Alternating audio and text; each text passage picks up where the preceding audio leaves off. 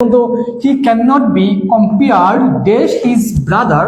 আমি যদি এখানে একটু লেখার চেষ্টা করি যে কম্পেয়ার, ঠিক আছে, compare PARE, compare, compare with একটা আছে, ঠিক আছে, কম্পেয়ার উইথ একটা আছে, একটা আছে কি কম্পেয়ার টু, কম্পেয়ার, কম্পেয়ার কি আছে, কম্পেয়ার টু, এর অর্থ হচ্ছে সমজাতীয়, ঠিক আছে, সমজাতীয়, সমজাতীয় বস্তুর সঙ্গে, সমজাতীয় বস্তুর সাথে কি করবে, তুলনা বুঝাবে, তাই না?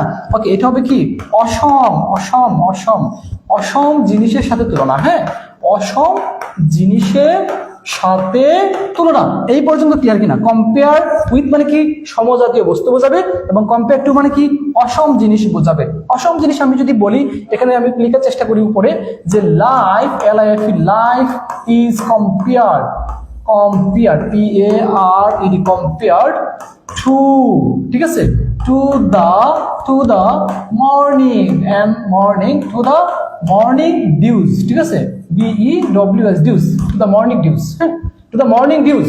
ওকে, এখানে কি বলছে যে লাইফ ইজ কম্পেয়ার, এই যে লাইফ মানে কি জীবন ভাই, লাইফ মানে কি জীবন, আর এদিকে তুলনা করছে সকালবেলার কুয়াশা, তাই না, শিশির, সকালের শিশির, সকালের শিশির বোঝাচ্ছে। আরে ভাই, শিশির আর জীবন কি এক জিনিস? ভিন্ন জিনিসটা, অসম বস্তু, বস্তু বোঝাচ্ছে না, অসম জিনিস বোঝাচ্ছে না। তারপর এটার সাথে কি বসবে, সর্বদা কি বসবে, টু বসবে, কি বসবে, টু বসবে।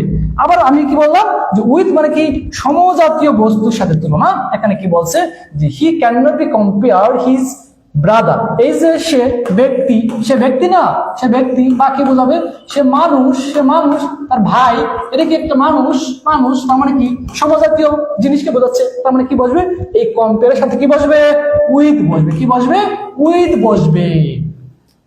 সমজাতীয় হলে উইথ, এবং এবং অসম জিনিস, অসম যদি কোনো জিনিস থাকে তার সাথে যদি তুলনা করা বোঝায় তখন কি হবে, টু বসবে।